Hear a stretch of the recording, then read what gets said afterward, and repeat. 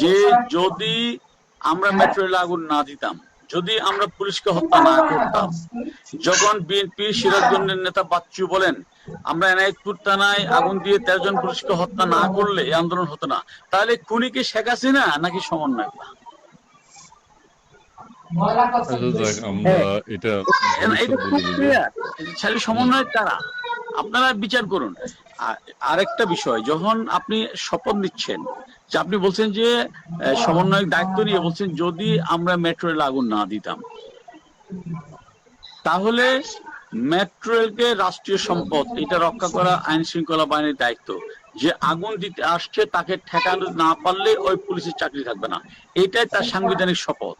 সেখানে যদি সে ঠেকাতে গিয়ে যদি কেউ আহত হয় বা কোনো ধরনের অনাকাঙ্ক্ষিত ঘটনা ঘটে, এই দায় কিন্তু পুলিশের না, এই দায় যারা এসছে তাদের। কারণ এই অধিকার কাউকে দেয়নি কেউ যে আমি সরকারি রাষ্ট্রীয় সম্পদ আমি আগুনে পুড়িয়ে ভস্ম করে দিব, আমি মানুষকে হত্যা করবো, পুলিশকে মেরে আমি ঝুলিয়ে রাখবো, এই অধিকার কেউ দেয়নি। তাহলে এখন আওয়ামী লীগ হত্যা করেছে জনমানুষকে, নাকি যারা প্রকাশ্যে এখন বলছেন যে এনায়েতপুর থানায় যদি আমি আগুন দিয়ে 13 জন পুলিশকে হত্যা না করতাম তাহলে শেখ হাসিনা পুলিশ ভয় পেত না, যারা বলছেন আমি যদি মেট্রো রেলে আগুন না দিতাম, পুলিশকে হত্যা করে ঝুলিয়ে না রাখতাম, তাহলে এই বিপ্লব হতো না, তাহলে হত্যাকারী কারা? শেখ হাসিনা? সত্য কথা, ওনারা একটা সত্য কথা বলছে। এখন আপনারা এত কথা বললে তো সত্য কথা আর কেউ বলবে না।